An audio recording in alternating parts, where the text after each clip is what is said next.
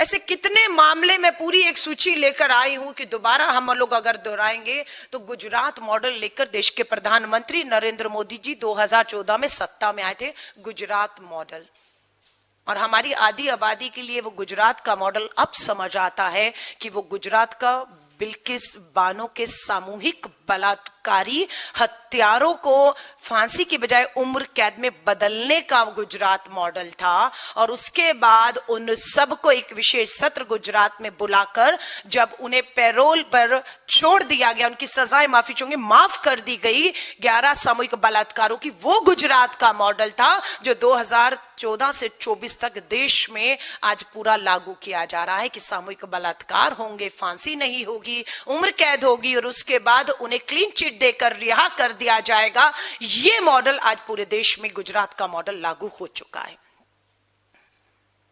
तो ये बेहद गंभीर चिंता का विषय है।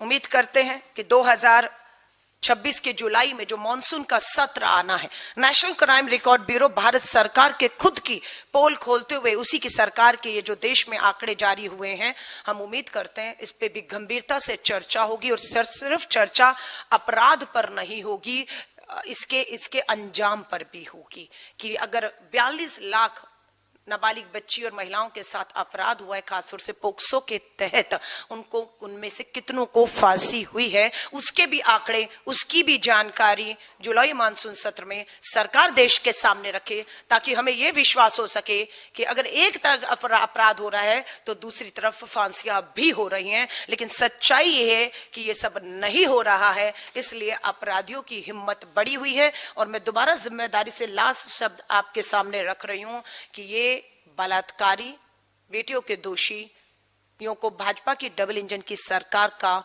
पूरी तरह से संरक्षण प्राप्त है। ये सत्ता में इनकी भागीदारी है और सत्ता इन्हें, भाजपा की सत्ता इन्हें निरंतर बचाने का जो है वो काम कर रही है।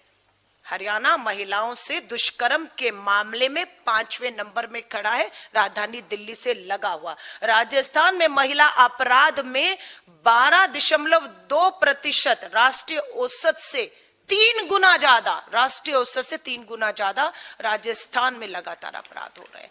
तो मैं महिला कांग्रेस की राष्ट्रीय अध्यक्ष होने के नाते आज इस पे अपनी चिंता व्यक्त करती हूं। और पूरे देश के अंदर हम इन 42 लाख महिलाओं और बेटियों के सारे आंकड़े, जानकारियां हम भी एकत्रित कर रहे हैं। हम इन महिलाओं तक देश भर में पहुंचकर इनकी लड़ाई कहां है, कहां भाजपा अगर इन्हें नेताओं को, अपने नेताओं को जो दोषी हैं, अगर उनको बचाने के लिए खड़ी है, तो अब हमारा समाज का, मैं कहूंगी आप पत्रकार साथियों को अभी कहूंगी, सबका हमका फर्ज बनता है कि अगर सत्ता और सरकार दोषियों के साथ खड़ी है, अपराधियों के साथ खड़ी है, उन्हें बचा रही है, तो हमें समय आ गया है कि पीड़ितों के साथ खड़ा होकर उन्हें न्याय दिलाना होगा। वरना यही होगा जो इस मामले में आप 2 दिन के अंदर मामले को पलटते हुए देख रहे हैं।